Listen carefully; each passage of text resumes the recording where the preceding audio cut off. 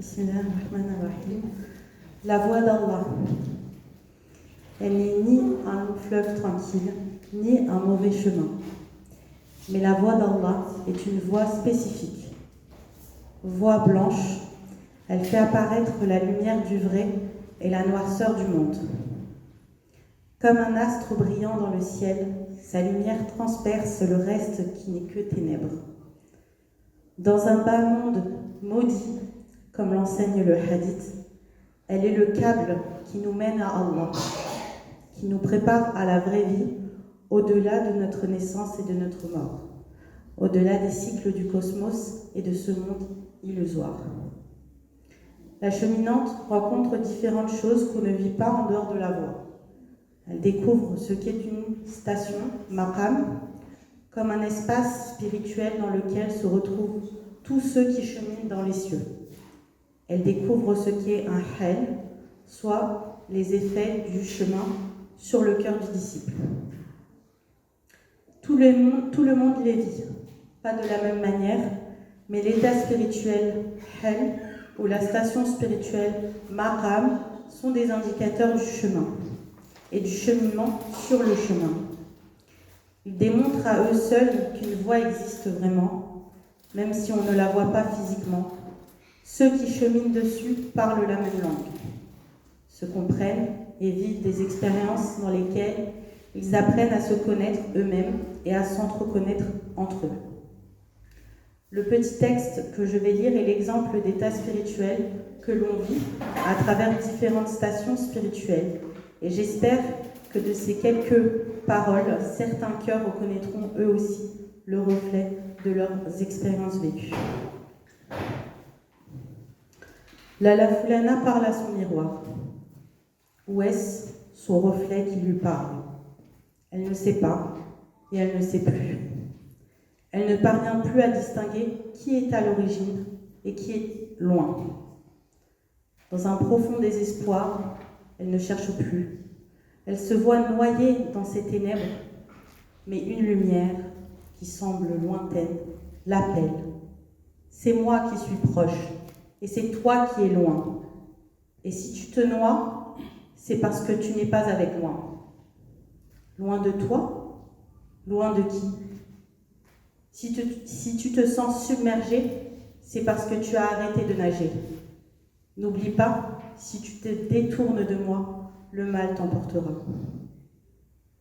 Et comment parviendrai-je à nager alors que mes mains sont enchaînées, que mes jambes sont attachées et mon cœur ne sait plus où se diriger? Je sais que c'est toi et je sais que j'avais compris, mais je me suis perdue dans ma propre compréhension. Je ne suis plus moi et je sais que je ne suis pas toi. Comment nager alors que moi-même, je me suis perdue et je n'arrive plus à me retrouver? Dans cet océan sans rivage, je sais que des trésors s'y trouvent, mais j'ai l'impression d'être abandonnée. En haut, en bas, à droite, à gauche, devant et en arrière, il y a le vide. Ou alors, est-ce mon reflet que je contemple? Et une voix me dit, reprends-toi. Où que vous vous trouviez se trouve la face d'Allah. Auparavant, tu ne la voyais pas, mais nous te l'avons fait voir et connaître, puis tu t'es détourné jusqu'à ne plus voir le seul qui est et qui a toujours été. Allah n'a-t-il pas dit « Allah est la lumière des cieux et de la terre ». Alors comment se fait-il que tu ne vois que des ténèbres? Ce vide, c'est ton vide.